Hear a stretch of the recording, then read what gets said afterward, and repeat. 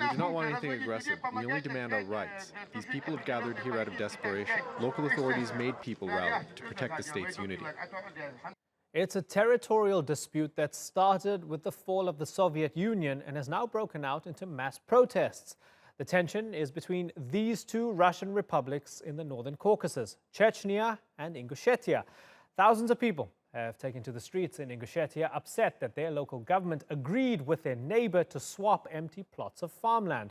When the province's leader tried to calm demonstrators, he was attacked and had to run. Well, to discuss this and find out what's going on there, let's join Peter Eltsov, who's at the National Defense University. Peter, good to have you on The Newsmakers. Thank you very much for joining us. Help me understand why people in Ingushetia are so angry about this. Well, we need to remember that the Caucasus, the northern Caucasus, is an extremely volatile area with numerous nationalities and very arbitrary borders created by the communist government. They created them, then they abolished these republics. And of course, the Ingush people are extremely unhappy because they lost some of their land, which was given to the Chechens. Is it because the Chechens got a far better deal than Ingushetia? Definitely, they did got a far better deal. We need to remember the two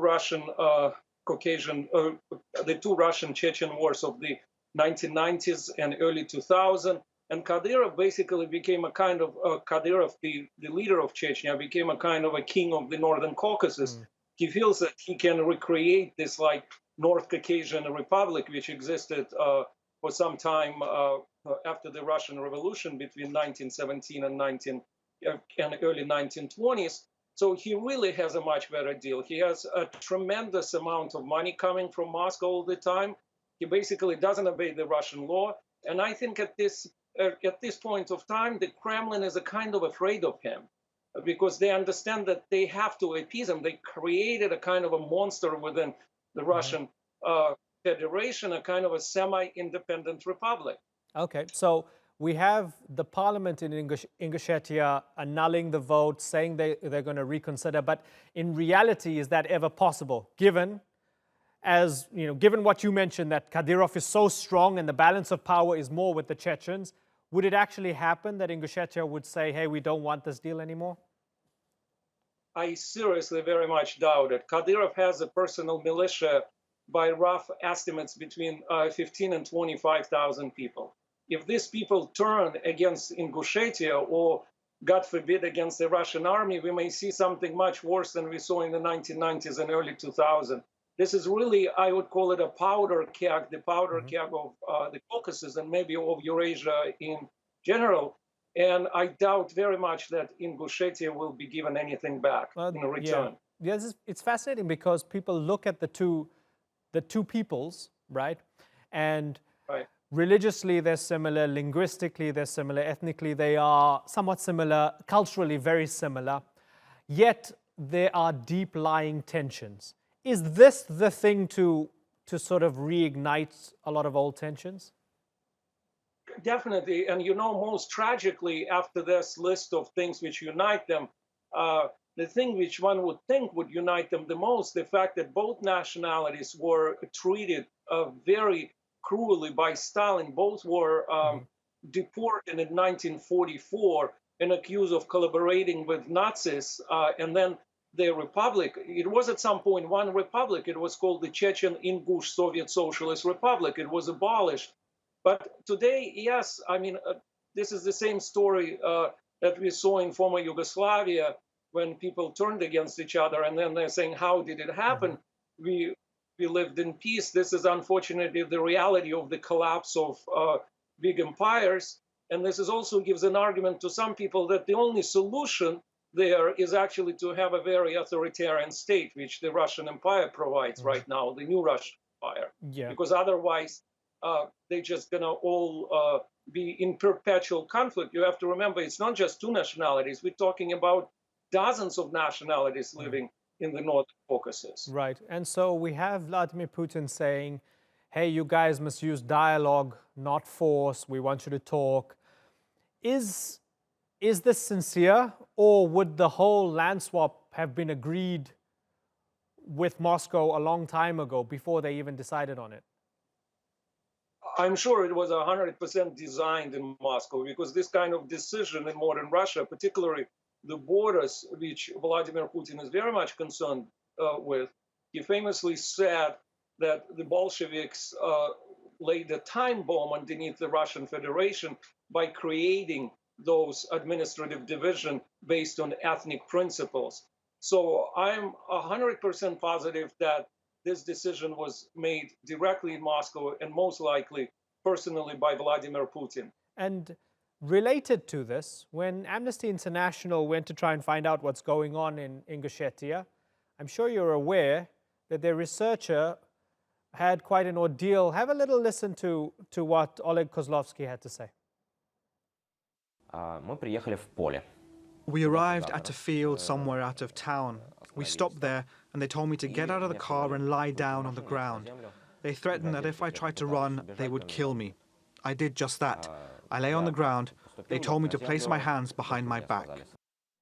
So, Peter, what's going on there? Amnesty goes. Tell me, what does that say about Ingushetia itself and how the place is run, and what can happen to you if you try to ask questions? You know, it's a story in the entirety of Northern Caucasus. I personally spent a lot of time in Dagestan. Basically, the Northern Caucasus has turned into a kind of a police state. And it's the Kadyrov's people, it's the FSB, it's the local authorities of specific republics.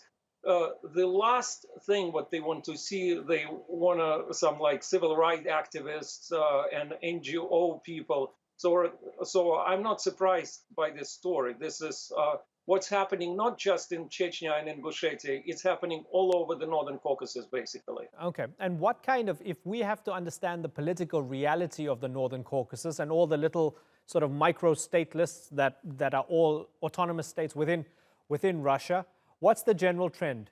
Is it not looking good? It's not looking good. I would say it can be stable right now under a very authoritarian political regime, and that's what Moscow is definitely trying to do. Given the situation, if Russia gets another leader, if there is a change of allegiances between, because, for example, the relations between Kadyrov and Putin are deeply personal. It's the relation of a father and a son. If this link somehow breaks, everything is going to get on fire. And basically, yes, the situation is extremely volatile. And as we saw in the 90s and early 2000s, it could cause basically a catastrophe and possibly even the disintegration of Russia. So if there's no way for Yunusbek Yevkurov to reverse on this decision, to swap this land with the Chechens, and his people are still angry, he seems to be boxed in, what does he actually do then to placate his people and to maybe even try and keep the deal? I think they will try to downplay it. They hope that the Ingush people are not as ready to go fight as the Chechens were in the 90s. And they will basically realize the reality of their life. And they hope just to play it down. And you know what's remarkable? The Russian media right now, for example, does not say a word about what's happening in the Caucasus. They keep talking about the Ukrainian crisis, about Syria, about, I don't know, the United States. They don't say a word about it because they're clearly very afraid. And for example, some of the social networks in Ingushetia, I've heard, have been shut down because they want basically to pacify those protests. So far, they were like relatively peaceful. They are hoping just to basically calm them down. Is there ever any likelihood that we could see Chechnya and Ingushetia actually fight each other over this? Well, I hope not. Honestly, that would be a pretty catastrophic scenario because the Russian troops would have to be involved. I am reluctant to give those kind of prognosis. Of course, everything is possible. I don't think it's quite likely under the current government of Vladimir Putin. They will find some cash deal probably as well because that's been, of course, a very important instrument of political influence in the Northern Caucasus as well. Well, yeah, it was a land swap with a lot of intrigue surrounding it. A lot of us trying to understand why now and why are people so angry. And I thank you very much, Peter, for helping us demystify some of it. It's good to have you on the Newsmakers. It was a great pleasure. Thank you.